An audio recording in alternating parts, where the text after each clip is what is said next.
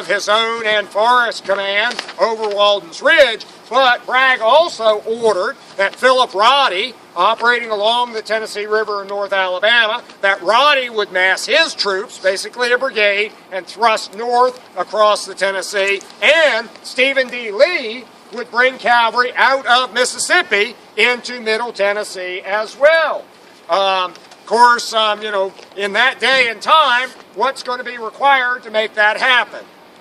Some coordination and literally time for the communications. And Bragg orders Wheeler to cross the Tennessee River before Philip Roddy and S.D. Lee can be prepared or even informed, really, of what it is they are supposed to do.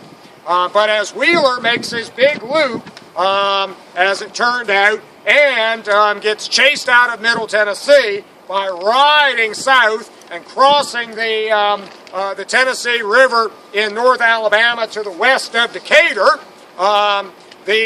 Philip Roddy led his brigade north across the Tennessee River.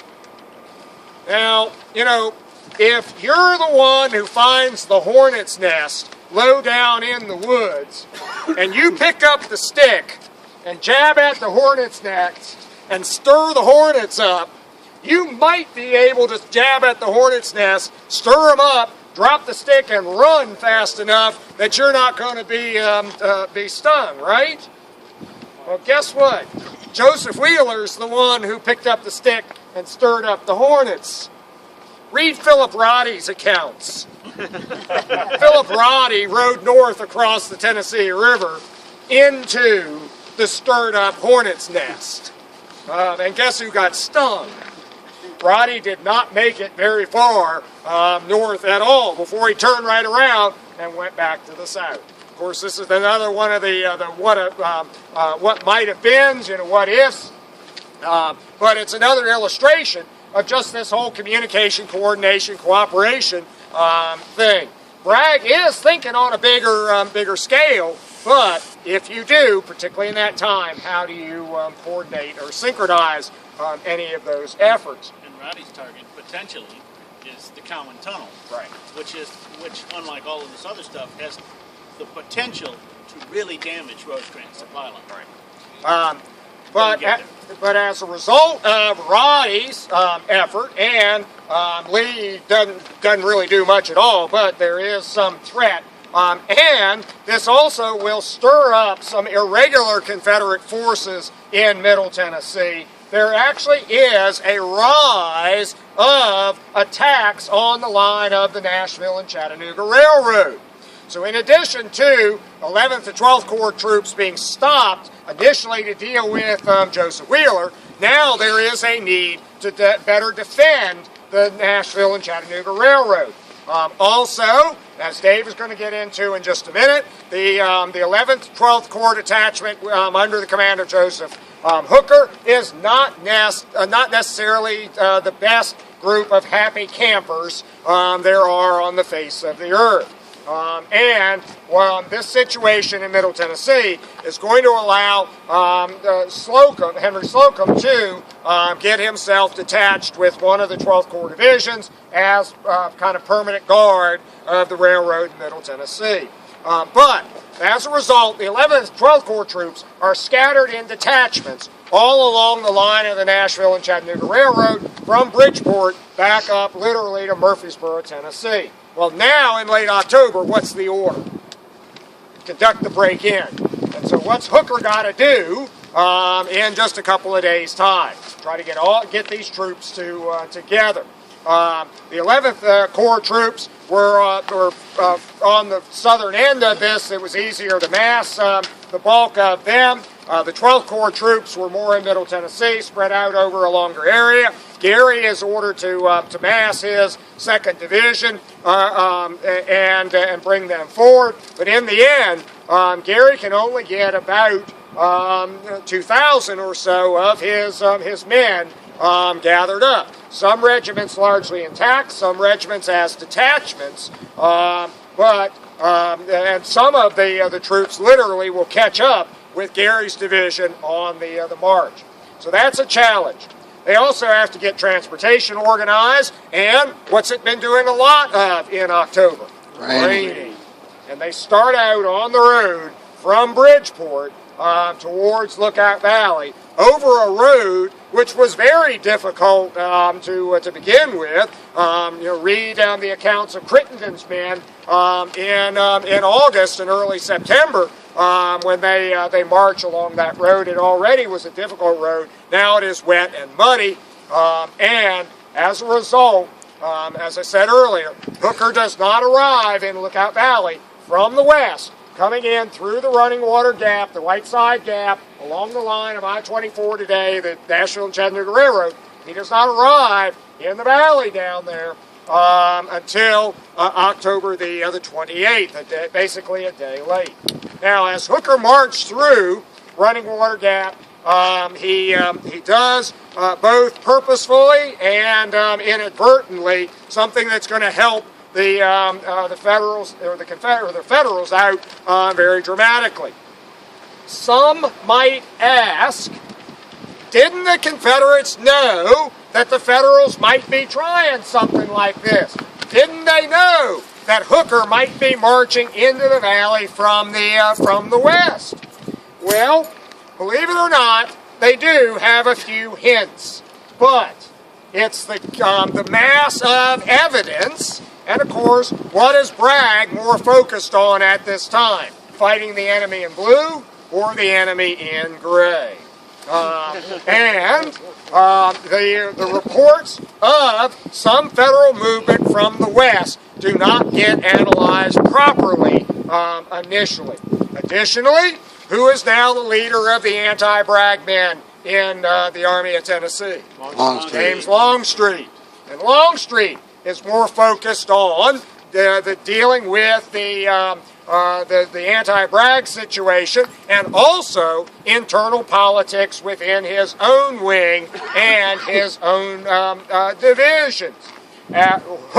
James Longstreet did not do a good job of coordinating between his positions on Lookout Mountain, the northern tip of Lookout Mountain, on the mountain itself, and in the valley on the other side, the small number of troops he has in the valley on this side, and most critically, the Confederate cavalry watching the western approaches to this area. That Confederate cavalry is operating out of the community of Trenton, south down this valley, a good ways.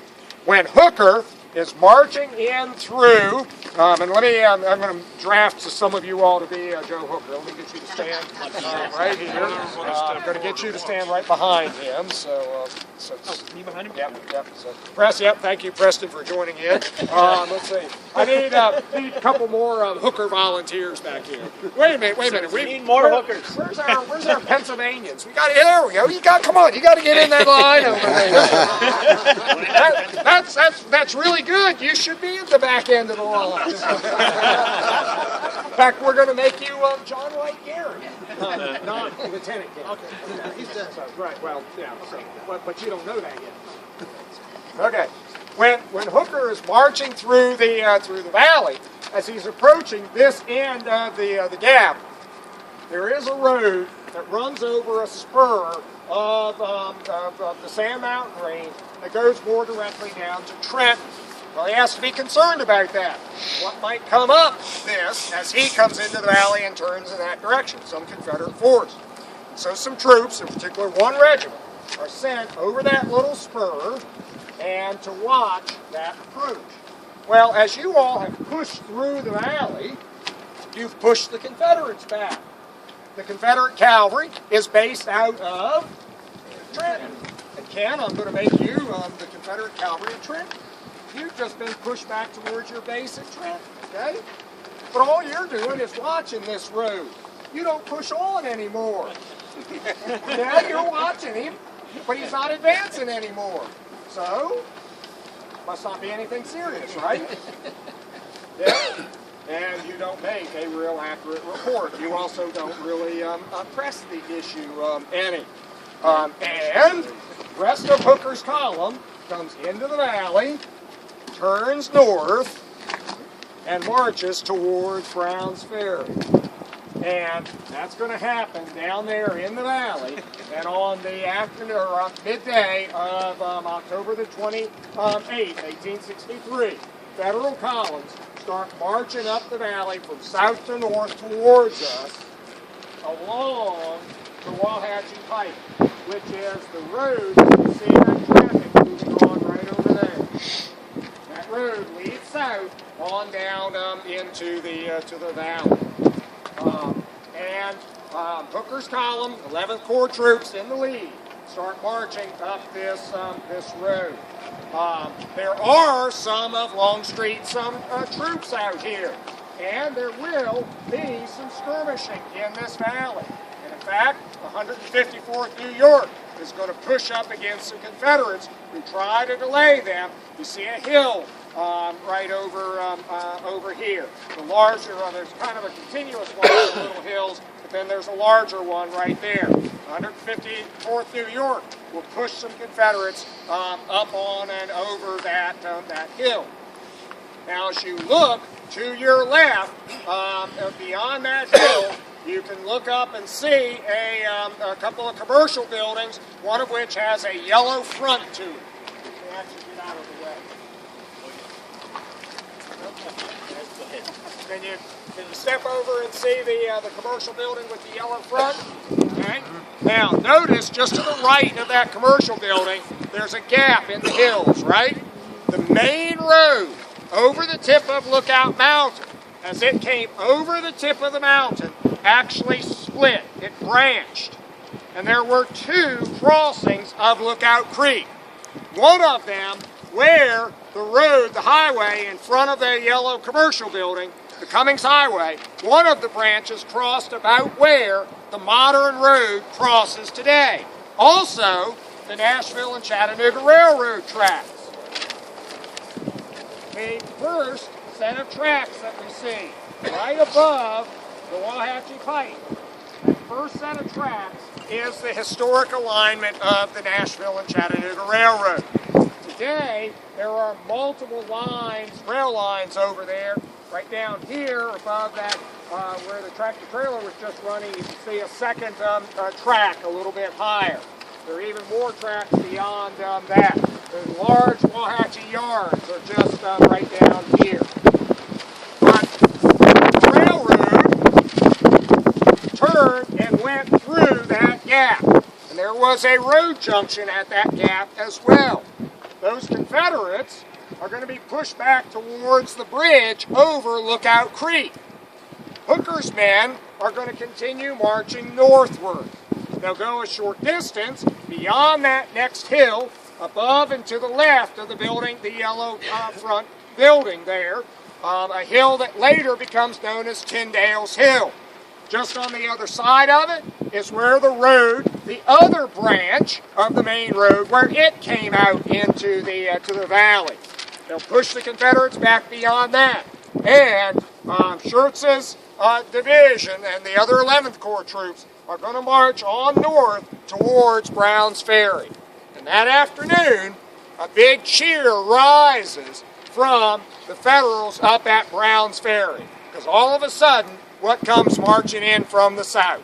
The 11th Corps troops. And now, there has been a link-up between the breakout and break-in.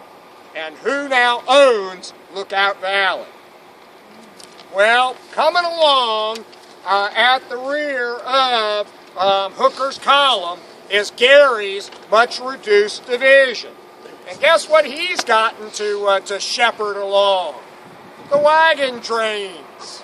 Some of these are new wagon trains with not necessarily animals that are used to working as teams over difficult roads.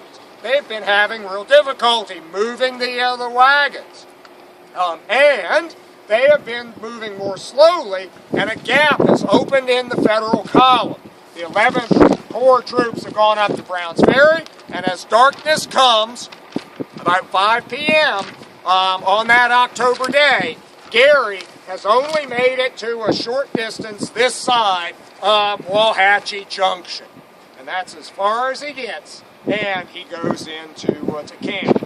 But where are the rest of Hooker's men? Up there. John White Gary is not happy because what have they experienced as they've come into the valley? Some fighting, some skirmishing, and some of E.P. Alexander's artillery up there on the top of the mountain. As now they've got new targets to practice at, and they've been firing down into the valley. Not really effectively because many of their projectiles are exploding prematurely as a result of the fuses, but they've been firing into the valley. And Gary said most ominously was the signal flags, and after it got dark, the signal torches that he could see being waved from various places up on the top of the mountain. In particular, the signal station at Sunset Rock, that most prominent rock that juts out up there on the western face of Lookout Mountain. Everybody think they're pretty confident seeing Sunset Rock? It's that rock right up there that juts out most prominently. That's the Longstreet overlook? Yeah. And Gary is concerned that his small division with the wagons, that they have been left down here kind of by themselves. And of course, in the end, he's going to be. It's going to be proper that he is concerned. Now, and the aftermath of all of this, some of that internal dissension within Hooker's 11th Corps or 11th and 12th Corps detachment is going to rear its ugly head.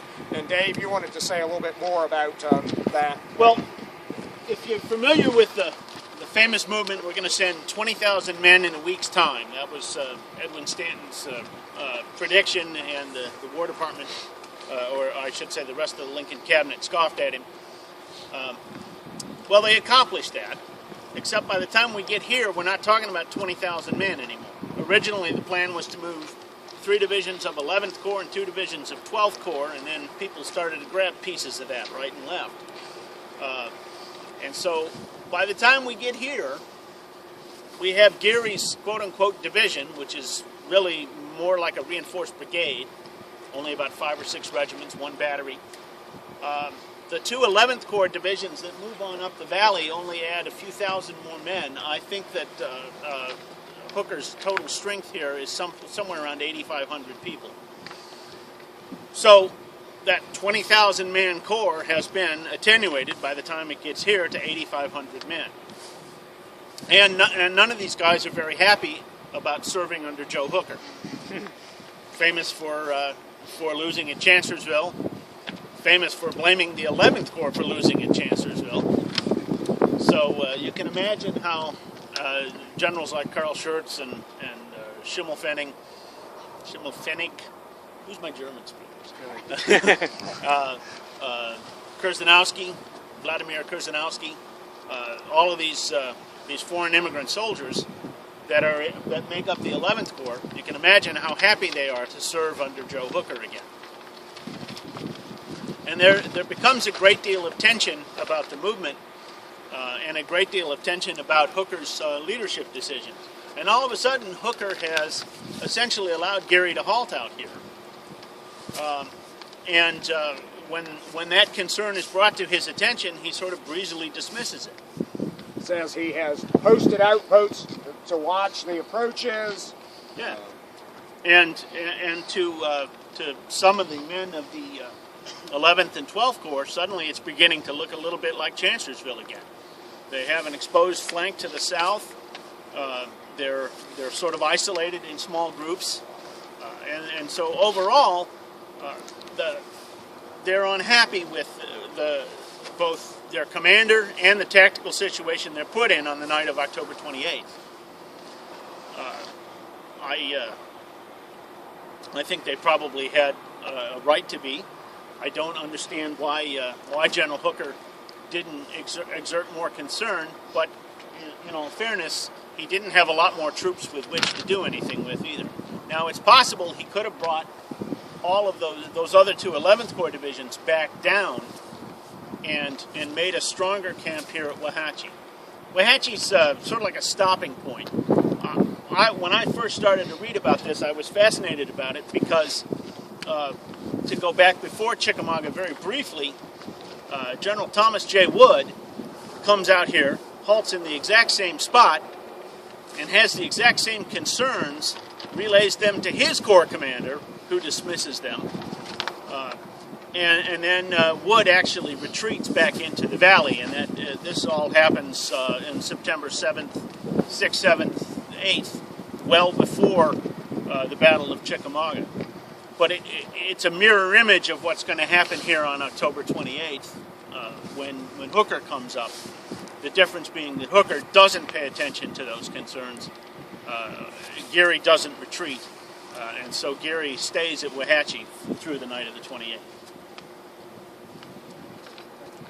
Now, the Confederates have indeed been watching this. This is the famous incident that occurs on the 28th where that morning, after the failed response of the day before about the seizure of Brown's Ferry, where Bragg joins Longstreet up at the very tip of Lookout Mountain, where they're standing up there at Point Park, looking down into Lookout Valley, looking at the Federals at Brown's Ferry, trying to figure out what to do, when all of a sudden the signal officer rides up from the signal station at Sunset Rock and says, "Generals, there are enemy troops marching into the valley from the west." And Bragg and Longstreet's response is, "Young man, you must be mistaken. We've not received any word of the approach of Federals from the west." The young man is insistent, and they continue to say that he must be misinformed somehow, but he remains insistent and eventually says, "Come and let me show you." And Bragg and Longstreet mount up, and they ride a mile south to Sunset Rock. And when they get to Sunset Rock and look down into the valley, what do they see marching north along the Wauhatchie Pike? The head of the 11th Corps. And guess what? The report from the signal officer is correct. They will watch Hooker's men march along the Wauhatchie Pike, march up towards Brown's Ferry, and will begin to think about what to do.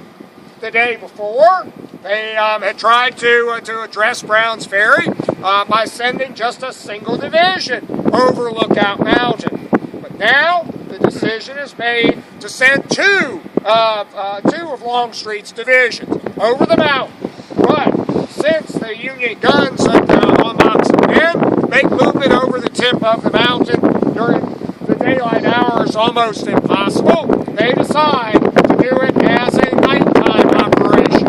As soon as it got dark, Micah Jenkins' division and one other, McLaw's division, will come over the tip of the mountain into Lookout Valley and will attack the Federals to regain control of Lookout Valley.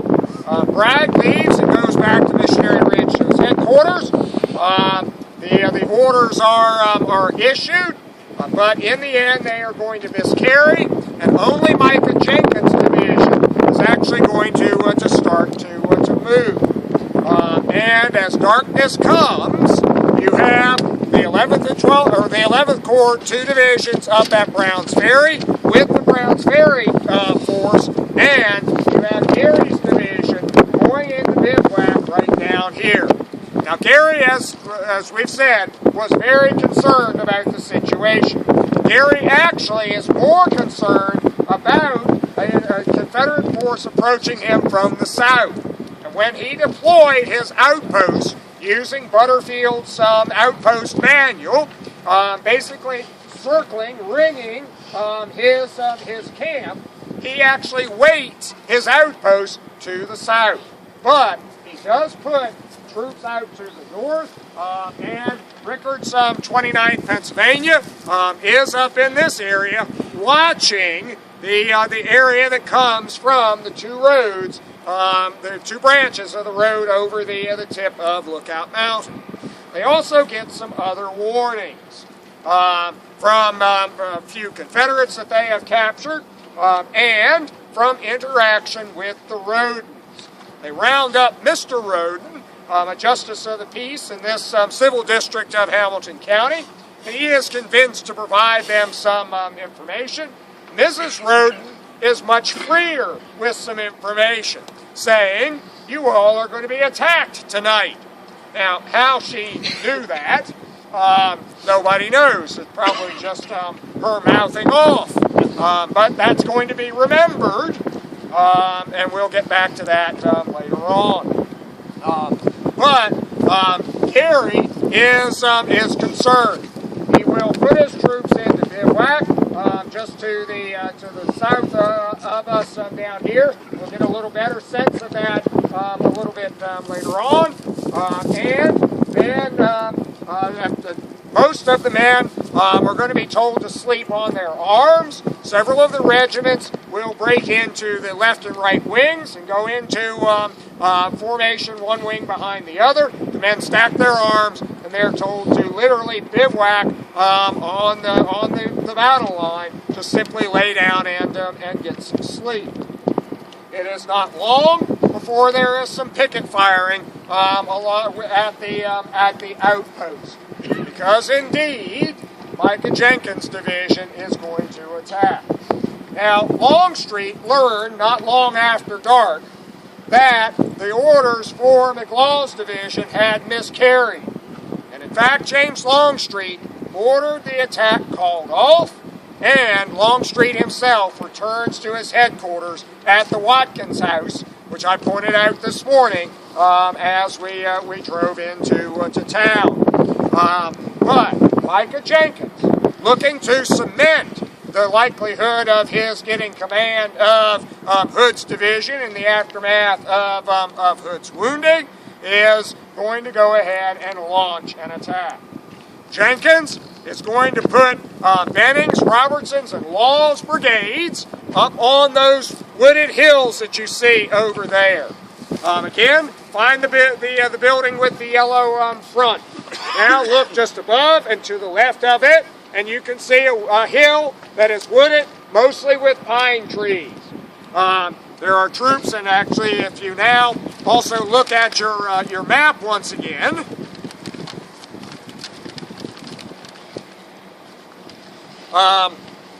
probably the easiest thing to find first on your map. Do you see the blue symbols for Orlando Smith's Union Brigade and Hector Tyndale's Union Brigade? Can everybody find those? Okay.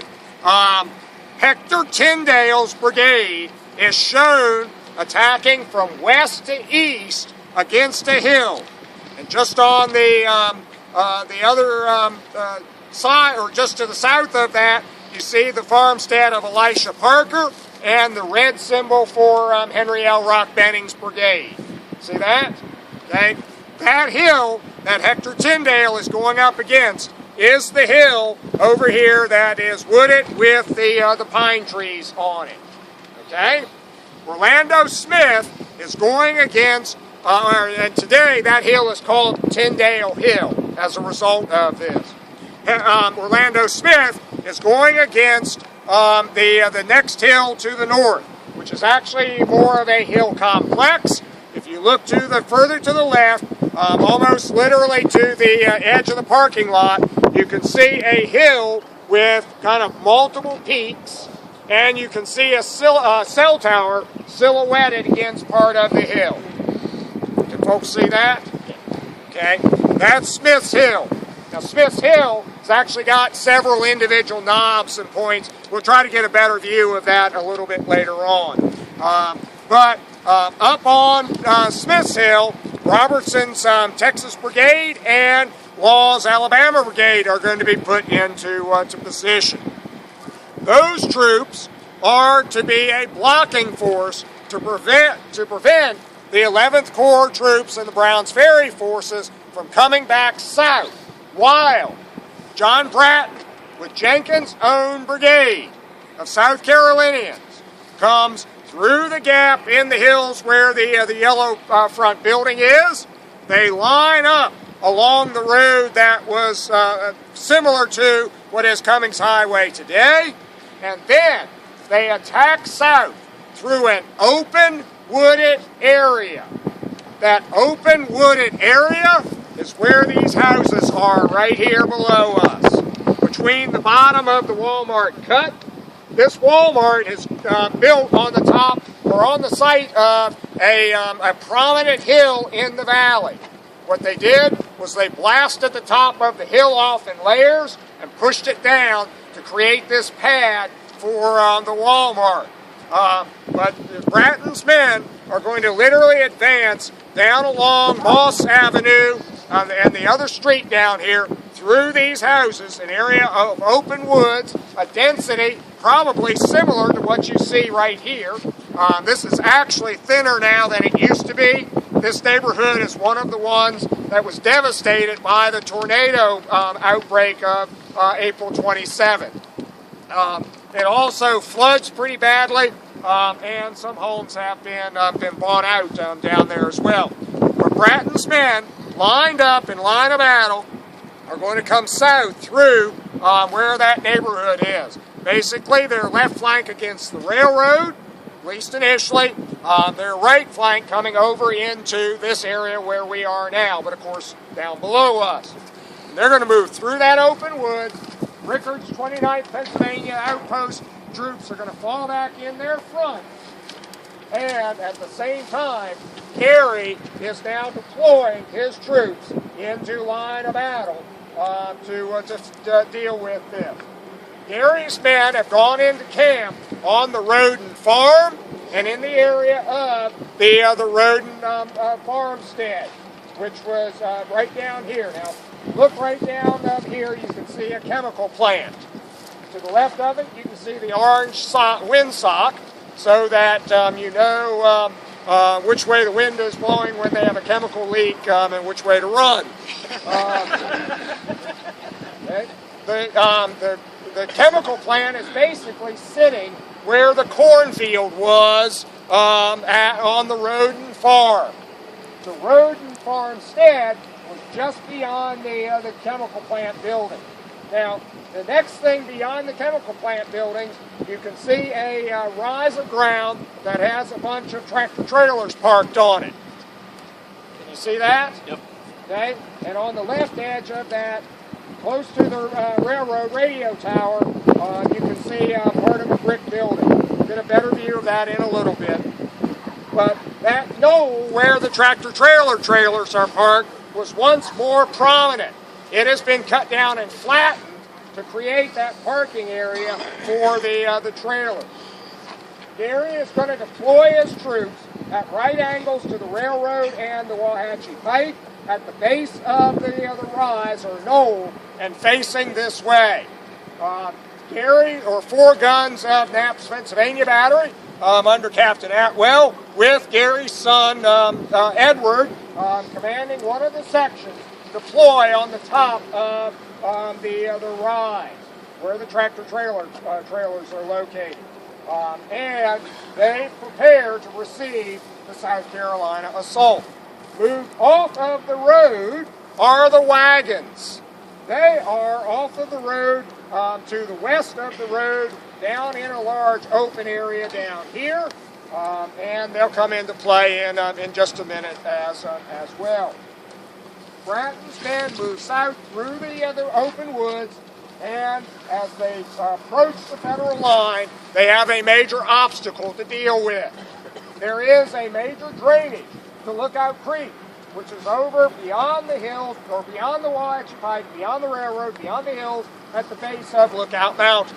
There's a major drainage that goes down into Lookout Creek, and that's what runs through this undeveloped area right down here. It still floods very badly, very frequently. And in fact, the city of Chattanooga and FEMA have bought out the businesses and homes that were once down in there. They've also bought out some homes that were in here because every time the pool level got up just a little bit, that flooded real badly. And FEMA got tired of paying flood insurance time and time and time again. So, but they'll move through that wet area, and they come out into the north end of that cornfield, and Gary's main line engages. This is one of those spectacular fights of the Civil War, because it entirely takes place in the darkness. And both sides are going to be firing at the flash of the muzzles of the enemy. Bratton, South Carolinians do not get very far out into the cornfield before the intensity of the Federal fire is so great that they are blown to a halt. Over here on this end of the line, some of Bratton's men will actually lap around the end of the Union line for a time. They will at least get into a position where they can frighten the mules and teamsters of the wagon train. And by one account, some of the African-American teamsters of the wagon train are going to become casualties from the South Carolina fire going through the wagon park. And the mules will stampede. And it is from this that arises the Ohioan who will take Tennyson's charge of the Light Brigade and rewrite it as the charge of the Mule Brigade. Gary will have to shift troops to meet that threat. Bratton will also put troops on the other side of the railroad to try to turn Gary's right flank. Gary uses the railroad embankment itself as a parapet or a fighting position. Some of Rickard's rallied 29th Pennsylvania soldiers will manhandle one of Knapp's guns after Lieutenant Gary is killed, and after many of the horses have become casualties, they'll manhandle one of the guns down the road, across the railroad track, and fire up the other side of the embankment to clear it of South Carolinians. But while Bratton is threatening the flanks of Gary's line here, his attack is not going to be able to carry forward much further, because to the north, the sound of this fire has caused the men of the Browns Ferry, Foothold, and the 11th Corps to be roused, and Schurz's division is headed south, and along with others of the 11th Corps is headed south in response. When Bratton learns of Federals approaching from the north or his rear, he will have to call off the attack here and withdraw back northward and back across the creek to the other side. But you're literally looking down on right now the ground of the Bratton-Gary part of the Battle of Wauhatchie. This Walmart is unfortunate here, but we might as well take advantage of this corner of the parking lot for the interpretive opportunity it provides us. As long as the police officer or security officer who's been watching us decides we shouldn't move on. Just a word on numbers. Bratton really only has about 1,500 men in this fight, so he's outnumbered against Geary, though neither side really has a good grasp of numbers because of the dark. Most of the division has been left. You know, Benning is on that hill, and the rest of the division is further north, as Jim said, is a blocking position. But Jenkins, South Carolina Brigade has, they're short troops. Some of their companies are still over on the other side of Lookout Mountain as pickets. Bratton only lines up 4 of his 6 regiments to start with, because one of them holds that hill for a while until Benning comes up. It's an interesting fight for how confusing it is in the dark. Or badly managed it is. Well, it's hard to fault a guy for fighting, for mismanaging a fight like this. But so Bratton makes this initial attack with not even with 1,500 people, probably closer to 1,100 people, and then those 2 other regiments that trail along come up and fill out the line. And the blocking force ultimately isn't astride the road to actually block the road, so that the 11th Corps troops are able to send troops up the hill. We'll talk about that in a minute.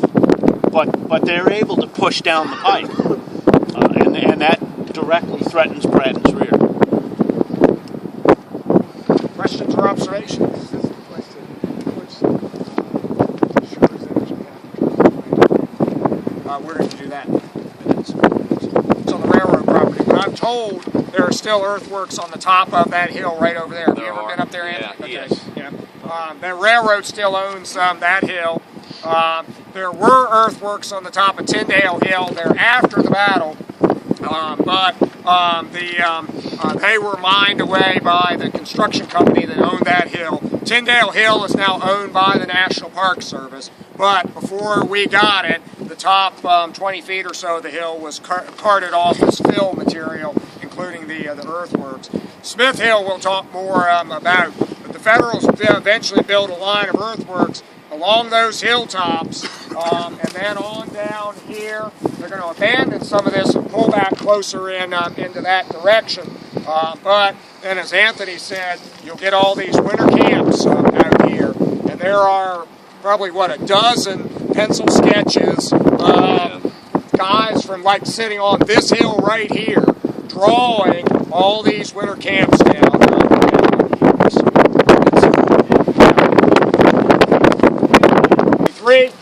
Hooker's demonstration up there on these hills and just on the other side of them against the main Confederate positions at the northwestern tip of Lookout Mountain, the lower slopes, and then Gary's division coming out of the 11th and 12th Corps camps back there, marching through the valley here, going through that first notch in the hills right down there, then climbing or crossing Lookout Creek and climbing up on the side of Lookout Mountain, and then sweeping from south to north on the side of Lookout Mountain. One thing people ask about is could Gary's Bend be seen as they were swept on the sweeping the side of the mountain? The answer is basically yes, particularly from a vantage point like this where we are right now. Because it is November, the leaves are off the trees. You have 3,600 Union soldiers in 3 lines moving forward. There would have been with the flags, there would have been a perceptible blue wave moving on the side of the mountain. Now take a moment and look at the side of the mountain. Look at the treetops that are the first surface, and now look through the treetops and start picking out the big rocks that have got the sun shining off of them right now on the side of the mountain. Those rocks, of course, are sitting on the mountain slope, and you're literally looking into or onto the very floor of the mountain there. So there's a little cluster of them over here, more right there. Back when we had people who actually did that kind of work, occasionally I can pick it out because I can see where it is, the upper truck trail. Occasionally we'd have one of our maintenance vehicles driving along there, and the sun would be glinting off of the chrome on the vehicle. And sometimes you could even see the vehicle moving along the road. So that's the route they took to Craven's? Well, Gary's division in the battle is just going to sweep the entire western slope from the base of the rock bluff or Palisades up near the top all the way down to the creek below. So you literally would have seen this blue squeegee sweep the side of the mountains. And eventually they'll sweep around the front and into the Cravens. Yeah. The Cravens house is literally through the mountain, right here near the tips. About 2/3 the way up through the mountain. It's on the east side of the mountain. Is it? This always confuses me from here. Is it? You see where that first sort of flat part of the mountain is? Is that the same plateau? That's the Cravens Plateau. Yeah. Okay. Yeah. So when you come down from the side of the mountain, you get down about 1/3 of the way, and it's less steep. Kind of levels out there a little bit. Changes, gets more gradual. Right. Yeah. Craven's house is right at that level. Okay. Other questions or observations?